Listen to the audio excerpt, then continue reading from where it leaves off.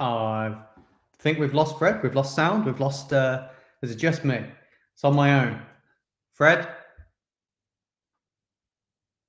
I've lost Fred.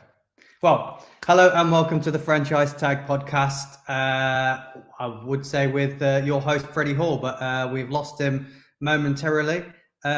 We are doing another review of some players going into the draft, and we've left it to a position that usually we wouldn't cover for a preview, but it's become such a dynamic position over the past, and there's so many different styles of this player. Obviously, 2022, we had some fantastic names come out like Dulcich, McBride, Chiggs Okonkwo, Cade Otton, Isaiah Likely. Fred, have we got you back? We have. It'd be typical. Hey. Just as we go live, my Wi-Fi size cut me out, kicked me out completely. I'm sure you did a more than ample job of doing the intro. It seems you're so well versed in it. Yeah, I just kind of jumped in. You know, we're going to talk tight ends, aren't we, Fred? I said we wouldn't usually cover tight ends as a preview, but it's become such a dynamic position over the last few years. So just briefly saying, last year we had Greg Dulcich, Trey McBride, Chiggs Okonkwo, Cade Otton, Isaiah Likely, Daniel Bellinger, Jelani Woods. You know, last year alone, those big names that really made impact. So I feel like it's only right that we maybe cover the tight ends coming out of this draft. Yeah, you're right. When you look around the league, when we talk about some of the best players in the league at the minute, Travis Kelce, George Kittle, Mark Andrews, when he's fit, Darren Waller, like tight end now, you have the Shannon Sharps and the Tony Gonzalez's of the world who were such great tight ends, and now it feels like it is more than ever. It's more important than ever to have a good tight end within your system. And so many tight ends are now going in that first round. In the last few years, we've seen that happen. Carl Pitts, notably, obviously a different style of tight end to maybe a traditional one. We'll be talking about the attacking threat of all of these tight ends, I'm sure. But with your college knowledge, Andrew, I'm sure you'll be able to tell us about how they can assist in the run game as well and in the blocking game. Mm-hmm. Yeah, definitely. Like I said, it's such a dynamic position. You have such different styles of tight ends. Like you say, you have those blocking ones, you have those receiving ones, you have the multi-talented ones. It's just, I find it quite fascinating as we dive deeper into it. Yeah, so we'll get this all kicked off. And also as well, you'll probably hear a lot of universities or colleges that we say as well, which do have sort of a nickname for tight end U, because there's a lot of colleges out there who really produce some incredible tight ends. And two of the schools on here notably are pretty famous for their tight ends. I'm sure Andrew would probably tell me a litany of tight ends that have come from there, given his background knowledge and everything. But we'll start off with one player from Utah tonight. Dalton Kincaid was 3 years at Utah, 1,414 yards and 8 touchdowns on his 3-year career there at Utah. Someone who I've seen in a lot of mocks going in the first round. I mean, there's 3 of these tight ends probably that I've seen mocked in the first round at any given point. But when we get kicked off with what Dalton Kincaid could bring to one of these teams in the draft. Yeah, Dalton Kincaid, kind of everyone's on the hype train of him at the minute, aren't they? They're kind of really, really big on him. I've always had someone we're going to talk about, I'm sure, in a second, Michael Mayer as my tight end 1, and Kincaid maybe as tight end 2. I did say to Adam when we started talking about college players, obviously Kincaid didn't perform at the combine, and I said, I really want to see what he does in his pro day, and that's when I'll evaluate whether he's better than Mayer or not. And he didn't do anything at his pro day either. There must be still a niggle from an injury, but you know, go back and look at the tape, read the story, see what this guy's about. And he is a phenomenal talent. Obviously started his career as a wide receiver at San Diego. And it was Utah that made the change for him to move to a tight end. 2021, lovely season. And then repeated it again in 2022 with 70 receptions, 890 yards and 8 touchdowns. He's probably got the best hands in this draft class out of all the tight ends. He's had 2 drops of his whole career at tight end. So that's absolutely fantastic. And on a plus side, this guy isn't just a wide receiver; he's generally a decent blocker as well. So there's lots of upside, lots to like about this guy, and I can see why everybody is getting on the hype train, because those stats and when you say if the ball's a combination of great hands, great receiving, and a decent blocker, that's perfect for what you want when there is different styles. A lot of people I've seen out there have been comparing this guy to Zach Ertz. So there's a lot of comparisons going around. That's not like just a one I plucked out the air there. Like this is a genuine one that people think he could be up to that. And look at the career he's had in the NFL. So Dalton Kincaid's definitely one to push for. Definitely a round one talent. Do you think it's going to hurt him a little bit that he didn't have performed at the Combine or the Pro Bowl? Or do you think he has good enough tape from his college career that teams are going to, that he could still get drafted quite high? Yeah, I think when we start talking about Michael Mayer, when we move on to him, who struggled at the Combine, Dalton Kincaid not trying out raised his stock essentially. So, it's not hurt him not doing it, and his tape is good. No qualm there. Like I say, I'm a little bit that he didn't perform at his pro day. Obviously, if he's trying to get himself ready and trying to make sure he's fit for the NFL, understandable. You don't want any niggles. You don't want to aggravate anything. You don't want to start your NFL career on the injured list. So, I think his tape's good enough for people to get on the hype train and really, 2 consistent seasons back to back really shows how good he is. It wasn't a one-off. Well, we'll move on to tight end, but we have you have just mentioned there being your number 1 tight end from the sounds of it coming into the NFL draft, and that is Michael Mayer out of Notre Dame, one of the 2 really tight end universities, I suppose, tight end U's that we have.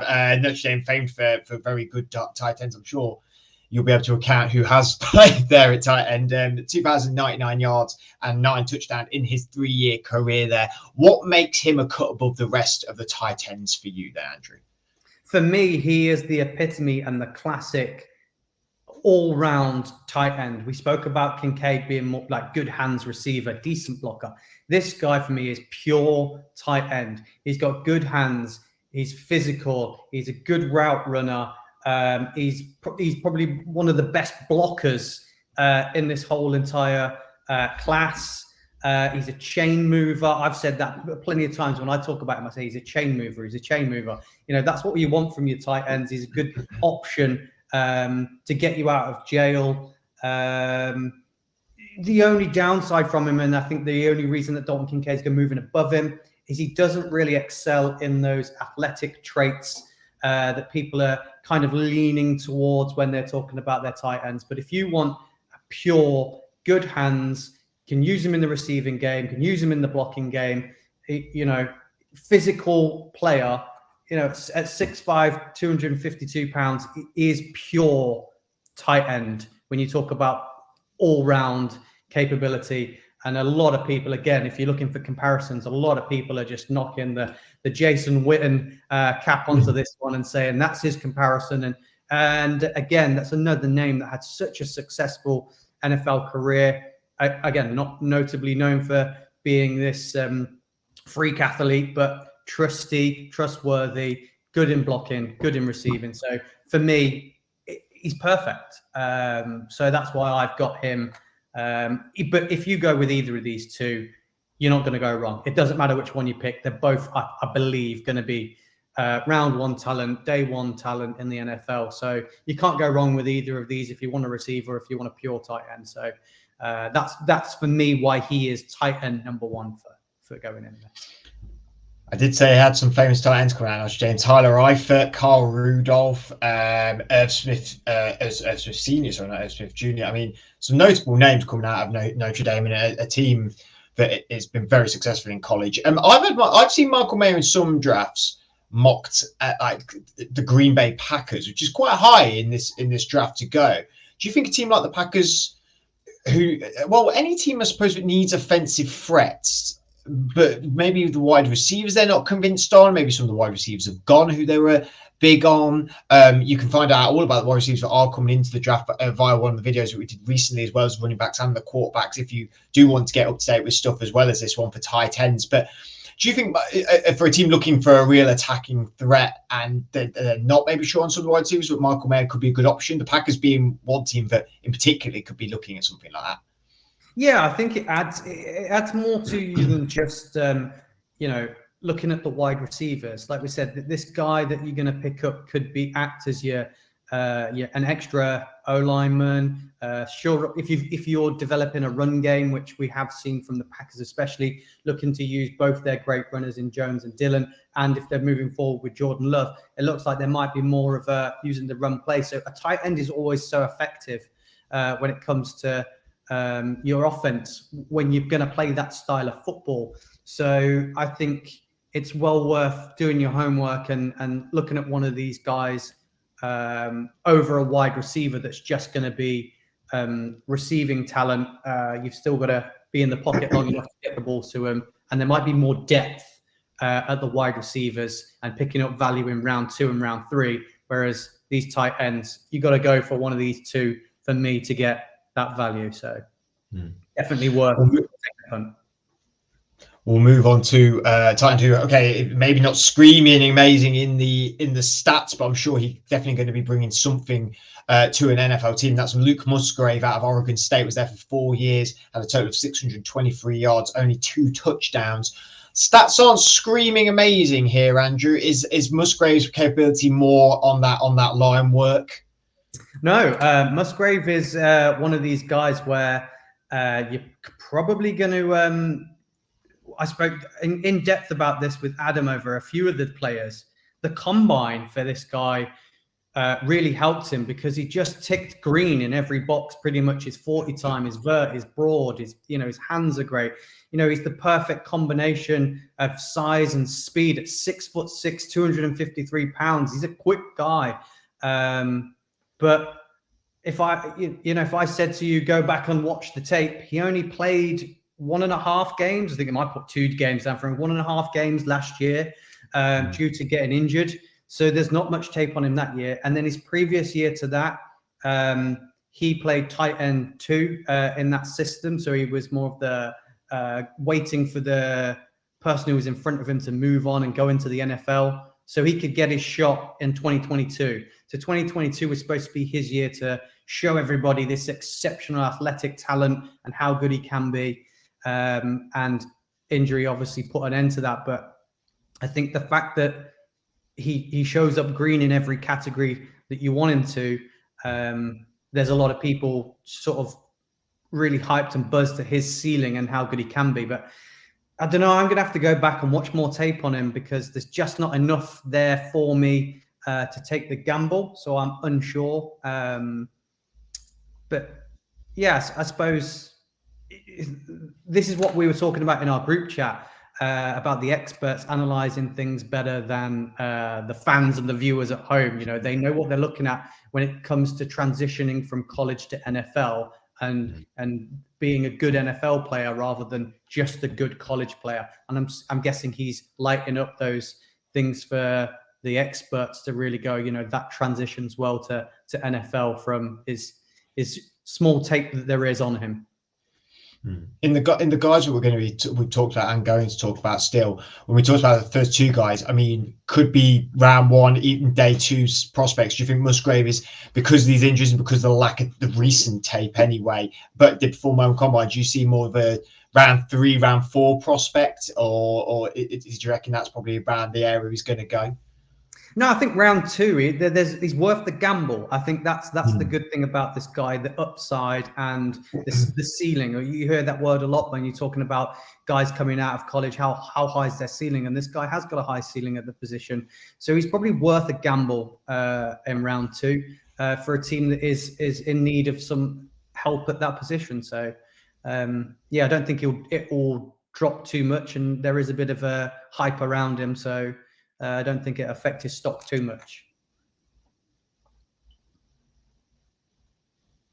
I'm not sure if Freddie is frozen. Are you frozen on us, Freddie? You still there?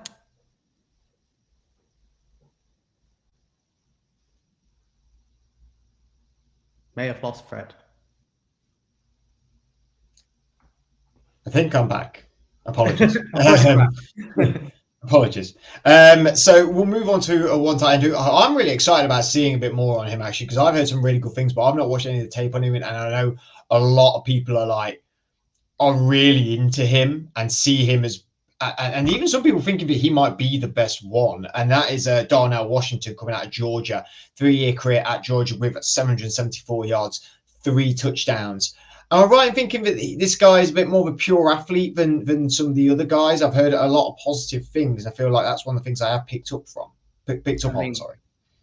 Pure athletes may be a stretch, but absolute monster and beast would probably be the right words to use. It's 6'7" and 272 pounds. You know, this guy managed to run a 4.64 at that size as well. So he is a bit of a monster when it comes to that, and he's got an insane combo of size and speed. And you know, you get the ball in his hands, and he's going to be pretty hard to take down once he gets going. And he is a very, very, very powerful blocker. He's you know, your old school inline tight end, sort of 6th O lineman style tight end. So I'm not sure how much you're going to get from him as these sort of, you know, again, using that word, that dynamic receiver tight end, but he's going to shore up your O-line for sure. And he's an absolute insane, he's sort of, like I say, a bit of a monster, but he played second fiddle to a guy that we're probably going to be banging on about next year when we talk about the draft, and Brock Bowers, who's at Georgia as well, who's the one that everybody's really, really going to be talking about next year as tight end 1. So this guy was more of the blocker. So a lot of people say, who's the receiver? Who's the blocker? So if you're a team in need of, you've got your receiving tight end and you want the blocking tight end, this is definitely your man to shore up and protect the pocket and on run plays as well. So I would prefer to go for one of the more dynamic guys over this guy, but I see the upside in him. And I was doing a little bit of research on comparisons for him. And I saw one guy say that he was very much like Brandon Pettigrew, who spent his whole career at the Lions, who was a big guy as well. I think he spent sort of 10 years in the NFL. So he's definitely a good comparison for him. And I think that's why people will be excited about this guy, because he's just old school tight end, really, isn't it? It's just that big, more of a blocker and a big guy. And, you know, if you do get the ball to him, no one's bringing him down. So that's exciting to see. I do think on some of the tape you see, I'm not sure which game it was, but at 6'7", like we're saying, 272 pounds, I've seen him hurdle a guy on so he's got that in the locker as well. So yeah, it could be interesting once he gets to the NFL. And do you think, with out of all the players we've mentioned so far, Georgia is the biggest program? It's the biggest, you know, American football college outside of the Ohio State, the ones we've talked about so far anyway.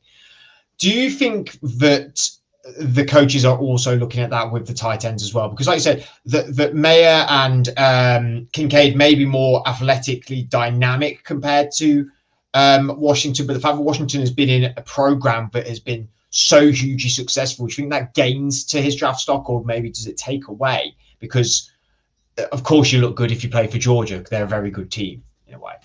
No, I talk about this when I talk about running backs and wide receivers and quarterbacks as well. When you come from one of the big programs, especially the SEC teams, you know, your Bamas, your Floridas, your LSUs, Georgias, the coaches that are within that team outside of the head coach, so your tight end coaches, your quarterback coaches, they're from NFL systems, and they are running playbooks and routes and things that are very similar to what you'd see in the NFL. So the transition for these guys coming from the SEC teams and these big programs is so much easier because they're already in NFL systems and learning very complex playbooks from these SEC teams. Whereas when we talked about with Rashid Rice from SMU, we said he ran very simple routes because he was at SMU. Whereas the playbooks are more in depth at these bigger programs. So I think it definitely helps when you're evaluating and when you're talking and wanting to play them day one. I think it really, really helps. Now, the last time we'll talk about, and we'll probably have some honourable mentions as well, it's come from a school that had Noah Fant, George Kittle, TJ Hockenson, just to name a few great tight ends that are in the NFL. I suppose some people may argue about Noah Fant, but I think he's pretty good, and I've always liked TJ Hockenson, and obviously everybody loves old George Kittle, and that is Sam Laporta, 4 years at Iowa. He has 1,786 yards, 5 touchdowns in that time. What are you thinking about Sam Laporta, again, from a school that is very famous for their tight ends, and that surely has got to play a factor into what Sam Laporta's draft stock is going to be looking like? Yeah, the only issue I've got with Sam Laporta is he actually a tight end? Really? Well, he is. He is a tight end. He's listed as a tight end. He will be a tight end, but he's one of these guys that's come from a wide receiver background. He played wide receiver, and then he's moved to the tight end position. And at 6'3" and 245 pounds, I think he's on a bit of the small side for a tight end. So I don't know whether he's a big slot guy or a small tight end guy. So I can see a lot of upside in him because he is great after the catch and he is a great route runner, probably one of the best of this class at his position. But that all comes from his wide receiver days, these things. So a lot to get excited about him because he has all of that ability to move a little bit when you're going to use him. You know, you could use this guy as a slot, as a tight end. You can maybe even use him out wide if you want and use a bit of those trick plays. So again, a lot of upside with this guy and a lot of if you've got the playbook to go with it and you've got, like I said, if you've maybe got a Darnell Washington on the other side of the line, this guy comes into play excellently for things like that, because once you get the ball into his hands, he's great after the catch. And that's really, really exciting. The only other issue I have with him is he struggled with his drops. So for the last 2 years, he's really struggled with drops, which is probably why he moved from wide receiver to tight end, because there is that problem. But really, really see the upside and excitement about him. For me, he was a guy that I was looking at as a sort of later on pick if you weren't going to get one of the big names that we've mentioned, that this guy might sneak into a lot of people's mock drafts if you were needing a tight end a little bit later on. I thought he'd be the name that's on sort of all of the mocks. So yeah, really like him. Just don't know whether he's a bit too small for his position or, like I said, moving to the slot. Yeah, it might work out very well.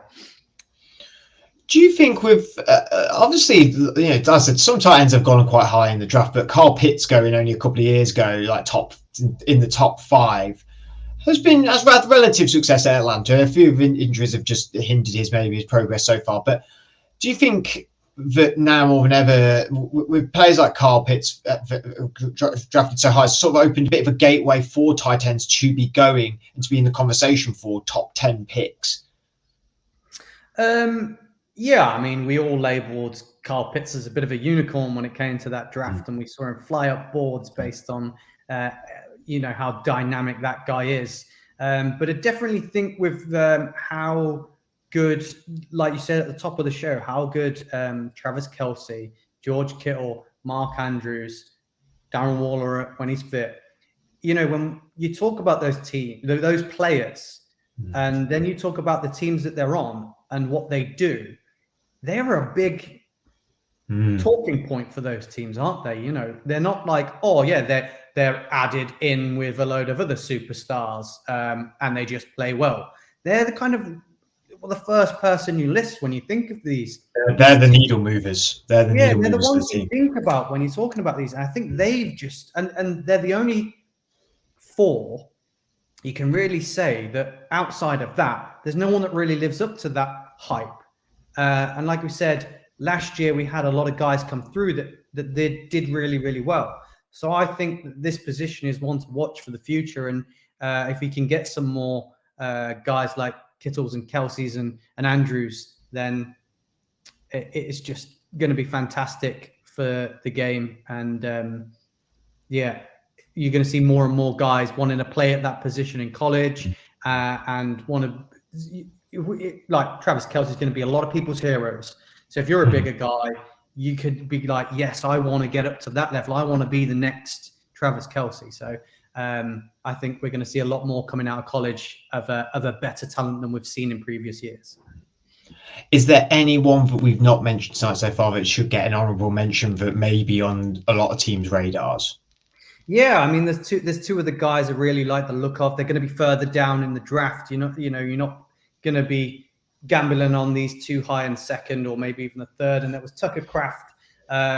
We always like to mention a guy that's not played at the highest division at San Diego State University. So he's from one of those even smaller schools now.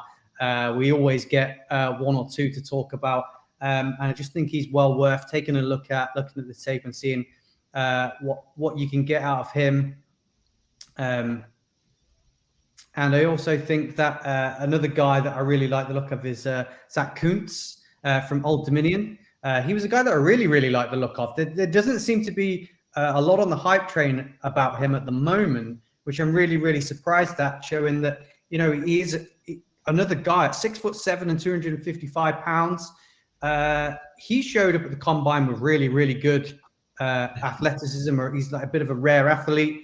And I think he's a really good route runner as well. He's got great ball skills. He's good contested catches and contact.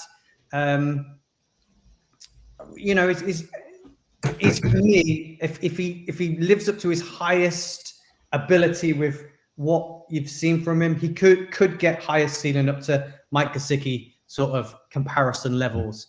But I just need to see a bit more out of him, more after the catch and things like that from him. But definitely showed up really, really well at the combine. Again, another guy that's in green in every single category bar his age. He's a little bit older than the guys, but like I said, 6'7", and with that athleticism, he's definitely worth a gamble later on if he's still on the board. Yeah, you can't teach being 6'7". That's the difference between a lot of tight ends, is they have a lot of things you can't teach, and that is height and size a lot of the time. Andrew, thank you very much. Your knowledge of the college football level has been so imperative for the last few shows that we've done, and thank you for sharing all your wisdom and knowledge with us. If you want to know any more about some of the college prospects that are coming out, the top names, maybe some of the low names, we have done the key positions. I admit we haven't done defense this year, because there is just so many that potentially could be really good. So make sure you catch some of our episodes. We have a quarterback one, running back one, wide receiver one, and this one for the tight ends as well. And of course, with it being the NFL draft, which is on Thursday, April 27th, so only next week, we're just over a week away till it starts. It will be on at late at night. So if you are really wanting to be invested in it, book Friday off, because you're going to need it. It's going to be a late one. But the draft will carry on over the next few days as well. And I'm sure you'll be very excited to see who your team is going to pick in the first round and in other rounds as well. I certainly will be with the Steelers, and Andrew certainly will be with the New York Giants. But thank you for watching against that. Make sure you like and subscribe to our YouTube, and go and follow us on social media. And also check out some of our articles that are on our website as well. Lots of draft content on there as well as some of the news that's come out in the last few days, especially with the Jalen Hurts contract. Maybe one with the Allen Robinson trade as well, but it's just happened in the last few hours with the Pittsburgh Steelers. But I feel like the Jalen Hurts topic is probably a bit more interesting than Allen Robinson. But that's just one Steeler fan talking. Anyway, until then, enjoy yourself. Thank you very much for supporting us and watching us, and we'll see you all again very soon.